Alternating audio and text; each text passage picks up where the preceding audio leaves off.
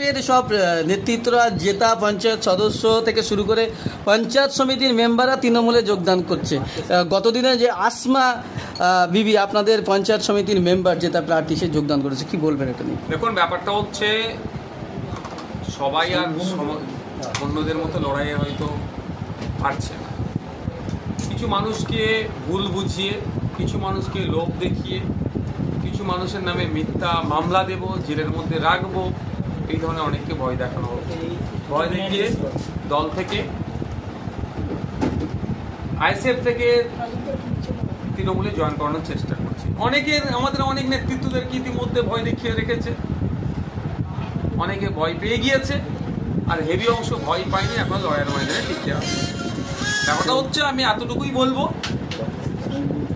যে মানুষের ভোট নিয়ে মানুষের সাথে কেউ না প্রতারণা করে, মানুষের ভোট নিয়ে মানুষের সাথে কেউ না যে কমিটমেন্ট করেছিল সেটা না ব্রেক করে। হ্যাঁ, যদি মনে হয় কাজ করার অসুবিধা হচ্ছে, উন্নয়নের জোয়ারে সামিল হতে হবে, অনেকে অনেক কথা বলছে, তাদের উদ্দেশ্যে আমার একটাই বার্তা, সেটা হচ্ছে মানুষ কিন্তু খাম সিম্বলটাকে দেখে ভোট দিয়েছে। সুতরাং যে স্বচ্ছ রাজনীতির কথা যারা বলছেন এখন বর্তমানে, বা যে কথাই বলুন না কেন, তাদের কাজ হবে যে পদত্যাগ করে নতুন দলে সে অংশগ্রহণ করুক।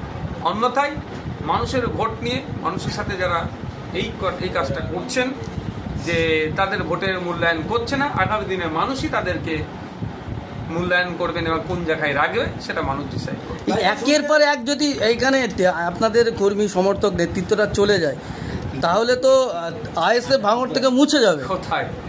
2021 সালে তো আমাদের একটা পঞ্চায়েতের মেম্বার ছিল না, সমিতির মেম্বার একটাও ছিল না, জেলা পরিষদের মেম্বার একটাও ছিল না, সেখানে 1,09,000 ভোট পেয়েছিলাম। এখন তো তাও অনেক হয়েছে। তো আপনি যেটা বলতে চাইছেন সেটা কিছুই হবে না। ভাঙড়ের মানুষের অন্তরে আইএসএফ জিতে গিয়েছে।